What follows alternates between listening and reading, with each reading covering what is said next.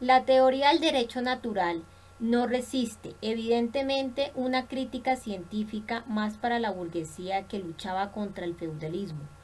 Era sumamente cómoda. Desde el punto de vista de los derechos naturales del hombre era fácil criticar la vieja moral y la religión, los viejos regímenes sociales y estatales. A la sociedad feudal, basada en privilegios, se contraponía el sistema de igualdad natural de derechos, a la reglamentación del Estado, el dominio ilimitado de la libertad de actuación económica y de la propiedad privada, a la doctrina feudal de la procedencia divina del Estado y del poder. Se oponía ahora a la teoría del contrato social y la doctrina de la soberanía del pueblo. Al hablar del hombre natural y de su naturaleza racional, los sociólogos del siglo XVIII se referían, de hecho, a la burguesía y trataban de presentar sus exigencias como derechos eternos del hombre, violados por el viejo régimen. Así, la doctrina del derecho natural se convirtió en un instrumento de la lucha de la burguesía contra los terratenientes feudales. Otro rasgo característico de las doctrinas políticas y sociales de aquel tiempo fue el reconocimiento del significado decisivo de la razón humana en todas las cuestiones de la ciencia y de la vida social. Esta doctrina se denominó racionalismo, de la palabra latina ratio, o sea, razón. Todos los regímenes existentes y las ideas dominantes debían ser sometidos a crítica desde el punto de vista de su racionalidad, con el fin de destruir y desechar lo irracional. Todos los éxitos del progreso social se explicaban por los éxitos de la razón, de la ilustración. De ahí se infería la conclusión de que las ideas sociales y las opiniones dirigen el mundo, determinan el desarrollo de la sociedad. La teoría del derecho natural y del racionalismo son característicos de la mayoría aplastante de las doctrinas sociológicas del periodo de formación de la sociedad burguesa. Por eso tenemos derecho a hablar de una ideología burguesa única. Por entonces, las diferentes capas de la clase capitalista tenían intereses diferentes, si bien no contrapuestos. Por ello, en el seno de la burguesía unida, de la ideología antifeudal, apuntaban diversas orientaciones. Los ideólogos de la agricultura capitalista eran los fisiócratas. El término proviene de las palabras griegas posis, naturaleza, y kratos, fuerza. Consideraban que la fuente de todas las riquezas es la tierra y el único trabajo que proporciona todos los valores materiales es el del agricultor. Sus ideas se formaron y se difundieron preferentemente en Francia. Era lógico, la gran industria capitalista se hallaba en Francia en embrión y la agricultura continuaba siendo la actividad económica fundamental de la población y la principal fuente de riqueza del país. Los fisiócratas, como los ideólogos burgueses, pugnaban por el dominio ilimitado de la propiedad privada y la plena libertad de la actividad económica. Su particularidad característica era la doctrina del trabajo agrícola como el único trabajo productivo. Todas las riquezas nacionales se creaban solo en la agricultura en forma de beneficio líquido de la tierra.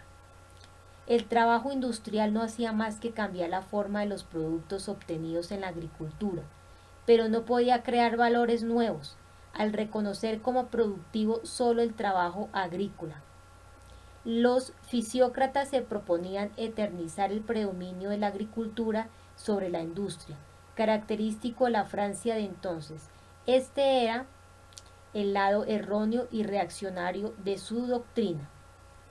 Pero su exigencia de libertad de actividad económica correspondía a los puntos de vista de la burguesía naciente. La exposición más consecuente de las opiniones y la defensa de los intereses de la burguesía industrial de la época están contenidas en las obras de los representantes de la economía política clásica Adam Smith y David Ricardo.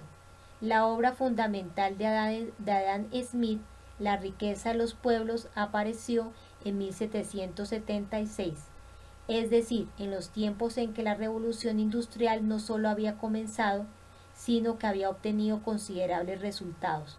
La enorme masa de mercancías lanzada al mercado por la gran industria era un testimonio convincente de que la riqueza de la nación no solo la crea la agricultura, la riqueza del país es toda la masa de mercancías. Por eso todo trabajo es productivo si crea valores materiales. El trabajo, afirma Adam Smith, es la fuente única de riqueza, pues sin la aplicación del trabajo, la tierra no es ninguna riqueza. Para que el trabajo sea productivo se precisa la división del mismo, tanto social como técnica. Y la libre competencia. La libre competencia es necesaria porque solo con ella se puede alcanzar la armonía entre el bienestar personal y los intereses sociales. Lo mismo que otros representantes de la sociología burguesa, Smith creía en el progreso infinito de la sociedad burguesa basado en pretendidas leyes naturales. Al estudiar la sociedad capitalista en la etapa temprana de su desarrollo, Smith supo descubrir nuevas categorías económicas propias de aquella sociedad, pero no pudo captar su carácter temporal y transitorio. Por el contrario, Smith las proclamó eternas, inmutables, naturales.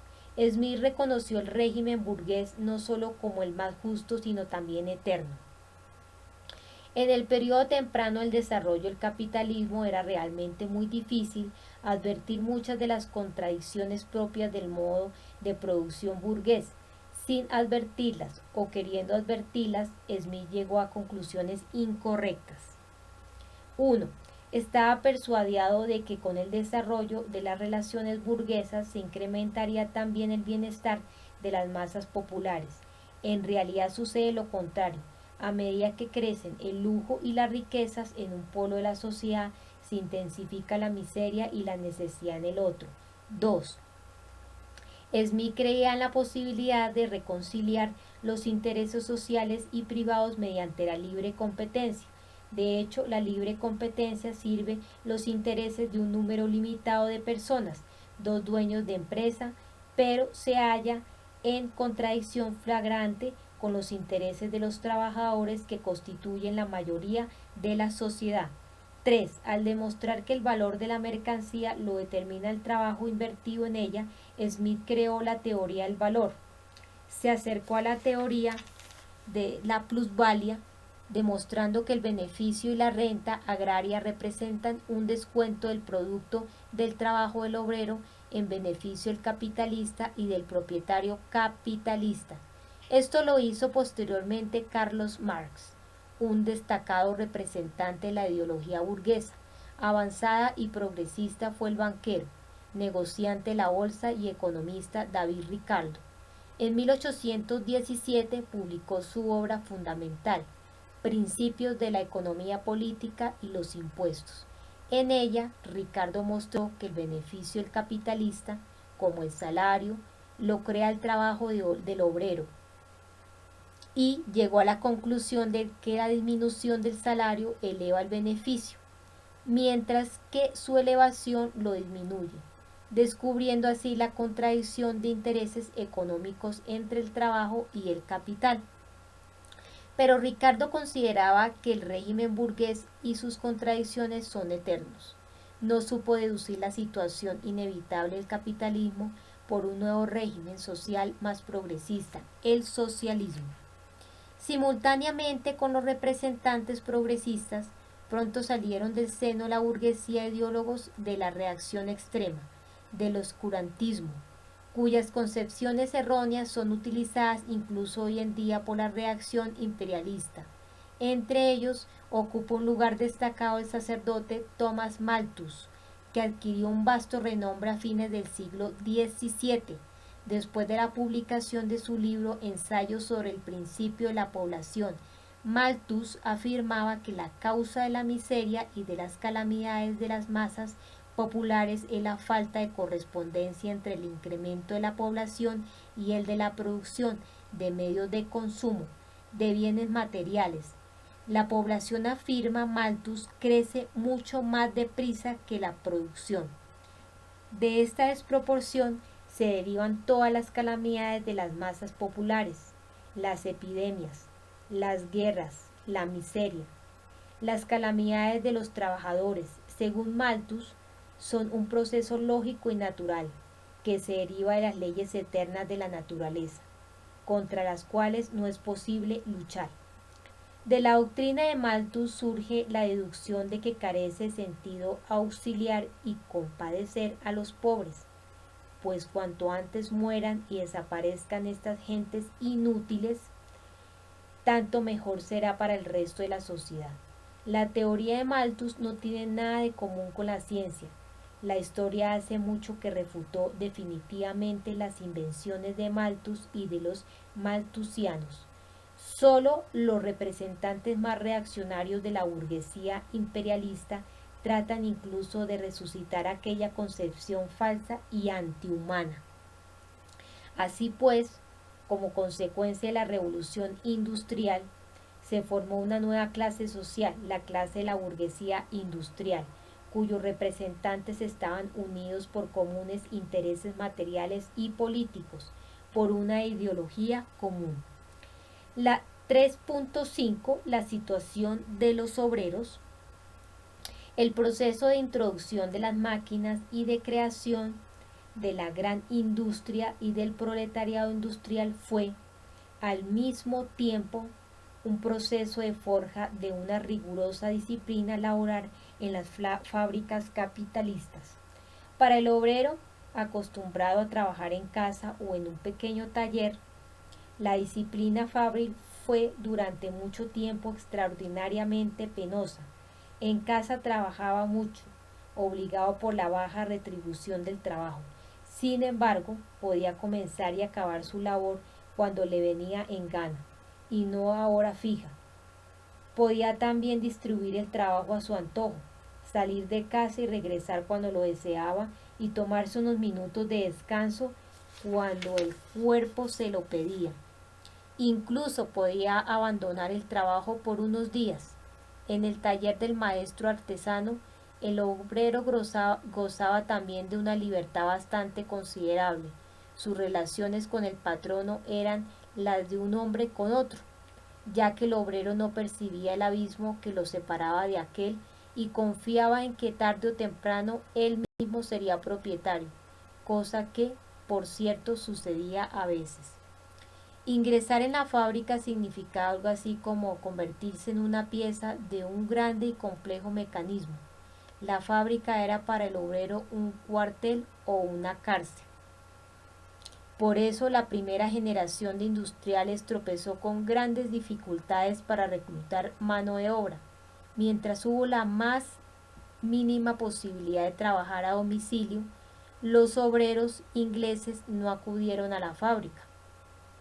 Pero esa posibilidad no tardó en desaparecer y a las fábricas afluyeron nuevos operarios. El miedo de estos a la fábrica tenía su razón de ser. No pecaremos de exagerados al afirmar que el régimen imperante en las empresas industriales de la segunda mitad del siglo XVII era el de un presidio. Los locales eran pequeños, la atmósfera irrespirable y en todas partes reinaba una suciedad horrible. El obrero recibía un salario mísero por una jornada laboral de 16 a 18 horas. La protección del trabajo brillaba por su ausencia, lo que era causa de accidentes que terminaban muchas veces con la muerte del obrero. El método predilecto para reducir los salarios era el de las multas, por la causa más insignificante o sin ella. Las condiciones de habitación de los obreros eran espantosas. Quienes más sufrían eran las mujeres y los niños. La máquina hizo que perdieran su valor la fuerza individual, la habilidad y la calificación elevada del trabajador. El puesto de los obreros, excelentes conocedores de su oficio, lo ocuparon mujeres y niños. La explotación de los niños en los primeros tiempos de existencia de las fábricas es un vergonzoso baldón en la historia de la sociedad capitalista. Los pobres se resistían a enviar a sus hijos a las fábricas. Los industriales lograban explotar en sus empresas a los huérfanos de los orfelinatos parroquiales. La administración de esos establecimientos firmaba gustosamente con los fabricantes contratos que ponían a su disposición cientos de niños como si fueran simples objetos. A veces figuraba en los contratos la cláusula de que por cada 20 niños la fábrica admitiría a un tonto o un inválido.